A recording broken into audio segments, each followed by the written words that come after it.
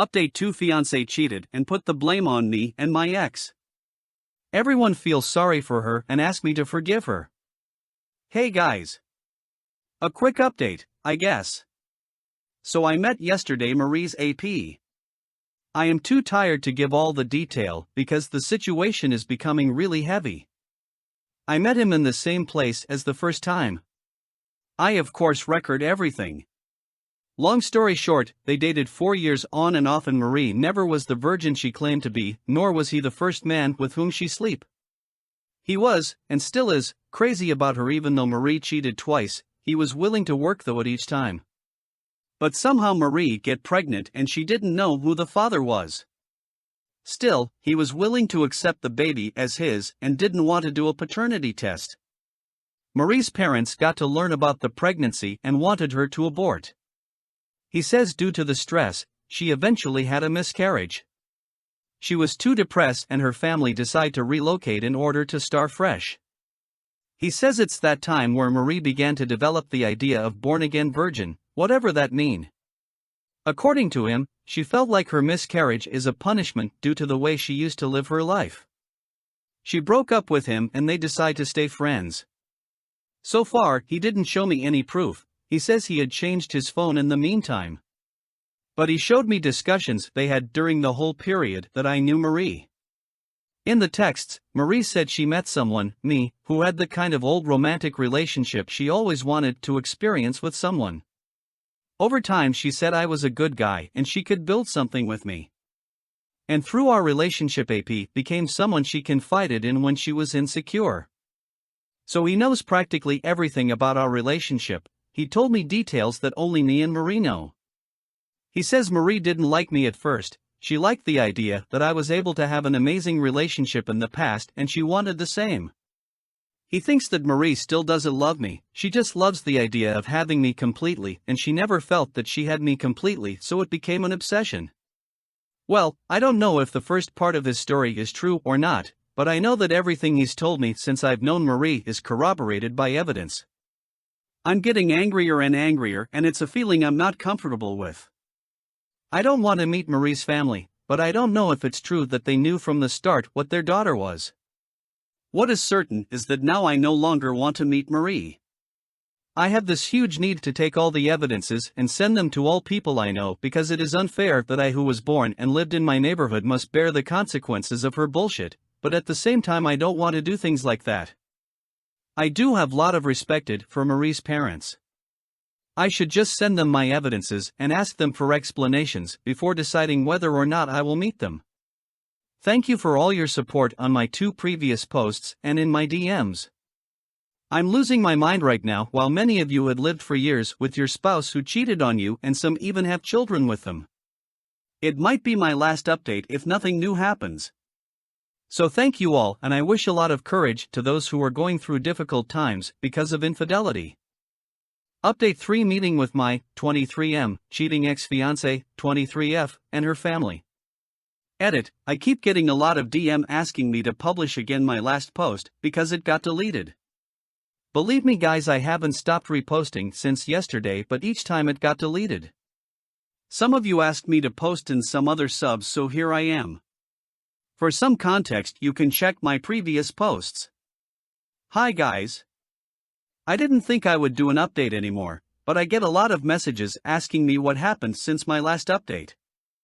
I would first like to thank those who left comments in my last post. I wasn't in a good place back then, but I read all of them and I appreciated all of your advice and comfort. So, to the question, did I meet Marie and her family? Yes, I met them. I met them at my house with my mom. Before the meeting I had sent a long audio message to Marie's parents telling them everything I learned from her AP and saying I was tired of her playing the victim and painting me as the villain.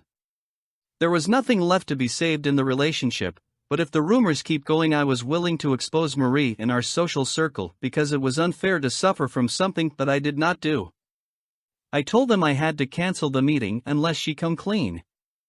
Immediately Marie's mother called me and said Marie had finally told them everything. She had removed her posts and came clean in all of her social networks. I don't use Snapchat or Instagram, so I couldn't say if it was true. I had to call one of our mutual friends to check, and yes, she came clean. I felt trapped in my own game because given how important it is to save appearances in a traditional family like Marie's, I thought she would never do that. So I maintained the meeting. I thought it would be difficult to meet Marie, since every time I thought back to our moments I saw myself scratching a lot. I thought seeing her would be too much, but in the end it wasn't. When we met I almost didn't recognize her. She lost weight in such a short time. She looked very sad and lost. She couldn't put her eyes on me. She didn't even talk to me. We were in our living room and had small talks at the beginning until her mother started to beg me to take her back. She was very insecure, that's why she did what she did. I had already prepared myself on what I wanted to say and the questions I had, so I did not deviate from that. I first asked Marie why did she lie about her past and pretend to be someone she wasn't. She started crying and wouldn't look at me. Her mother said she was always judged on her past and asked me if I knew the truth. Was I going to still date her?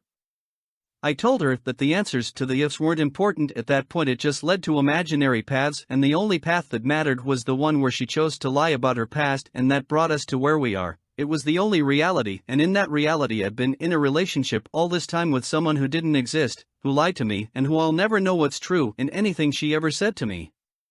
In short, her parents kept defending her, but Marie still wouldn't speak. The discussion went around in circles, and in some point, seeing how determined I was, they asked me, for the sake of the love I ever had for their daughter, to postpone the wedding and take the summer to think about everything. I didn't expect that request. It confused me. I did not know what to say. My mother, who had been silent from the start, saw that I was struggling to answer. She said she had already spoken with me and I had already made my mind, and if in the future I come to change my mind, she will advise me not to do so but will still support my choice. She said the meeting was to give them a closure and not to consider a reconciliation. She told them I was traumatized, I lacked sleep, and that I had been acting weird since then, about me scratching myself lol. Nobody spoke for a while. Marie asked to speak to me in private. She insisted it was not to convince me that she would accept my decision if I gave her a one-on-one. I told her I didn't think it was a good idea to be in a room alone, but we could go outside to walk, and that's what we did. We walked for about half an hour. It was the first time I felt her so vulnerable and where she finally took accountability for her actions. She told me it was true that she had a promiscuous past. She never had any trauma. That explains this. She grew up in a loving family. It was probably just her nature, but she started having sex at 12. At 15 she used to have different partner at the same time. At 18 she had already slept with 40 people and she had stopped counting after that. She told me she had never known love before me. She just looked in sex for a way to be loved and to seek validation. She was loved by AP. She never knew a man could love her the way AP did. She thought that was what she was looking for. Ultimately she couldn't love AP the way he did. She couldn't stop sleeping with other guys because the only time she thinks she could love was when she get intimate with someone, but after that the feeling disappeared and only remained a feeling of emptiness. She eventually got pregnant, started loving her unborn child, but had a miscarriage. That's when she started questioning her whole life. Her family moved away so she can start over. She broke up with AP because she didn't love him, but he was a good person and loved their friendship, so they never stopped communicating. Even before meeting me, she had heard of me and Samia. The first time was in a fast food where Samia and I used to eat. We were friends with the owner's son and he knew us too and used to offer us kebabs. He always used to take pictures of his loyal customers and other things and put them on the walls of his restaurant. Among the photos there were two with me and Samia. One where we were 11 and another where we were 19. Everyone in the neighborhood knew the story behind the 19-year-old picture. It was my birthday. I was born in September, so Samia had worked all summer to be able to give me a dream birthday. She bought me a tuxedo and she put on a nice evening dress. She rented a limo waiting for me in front of my house. She promised me a dream evening. We got into the limo, but 200 meters later the limo stopped. She said we had arrived at destination, but we got off in front of the modest fast food. I was too embarrassed to have put on a suit, have a ride in a limo, and ended up in that fast food. She had that kind of humor.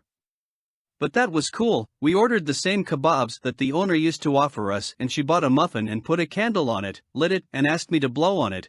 The owner had taken a picture in that moment and liked to tell the prank that Samia had done to me, even if she did gave me the greatest birthday after, but that is another story.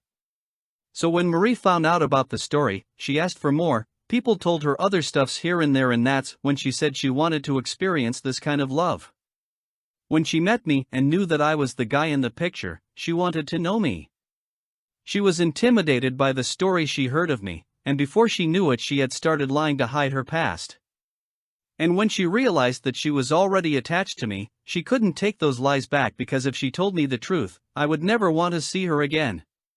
She felt guilty throughout our relationship. She discovered that she was in love with me. It was the first time she felt love without having to sleep with someone, and the only reason other than her lies she couldn't sleep with me was she was scared that her love would vanish after that. Our relationship was everything for her, but she thought the lies she told meant that we had no future if I found out. She felt unworthy of me. That's what fed her insecurity about losing me, and she hated herself so much she was sabotaging the relationship, and one of her behaviors was going back to her demons and cheating on me with AP. Reality hit her hard when I found out the truth, and that's where she lost herself. She didn't know she was able to turn into a monster in order to try to keep me in her life. She made up excuses. She tried to guilt me into staying with her. When she realized it wasn't going to work, she passed out and spent time in a hospital. She didn't want to live anymore, not because she lost me, but because she realized what she had become, and it was unbearable. She says she didn't want to force me to be with her anymore, and even if I forgive her, she would never forgive herself. She says she started going to therapy to find out why she did what she did and who she really was. She says it might be a long process, but if I could find compassion in my heart to forgive her and help her be a better person, she would be grateful to me all her life. I won't gonna, but at that moment I was so weak when I hear her request that I almost agreed to keep in touch in order to help her. I had so much empathy with this woman who hurt me, it was crazy. But I knew from the moment I saw her that the feelings I had for her didn't no longer existed. I explained to her that I needed to distance myself to heal, and that she didn't need me to heal, that she thinks she needs me, but to heal she have to face things herself, and that's the only way she can grow out of it. She says she already knew what I was going to say, but if she didn't try she would have regrets all her life. She tells me she accepts my decision, but she is not giving up on me, and she will seek to become the best version of herself, and she believes in the future we will reunite. I wanted to tell her that I could never be with someone who cheated on me or who has cheated before, but I kept quiet. I just said that I had moved on and that it wasn't good for her if I gave her hope. She said nothing. We ended up talking about something else. Her parents contacted her and told her they were already home, so I walked her at her house. Before going I told her I will be in. See, it was the only healthy way to heal. She agreed, but that will be so hard because we will be in the same neighborhood and we might run into each other from time to time.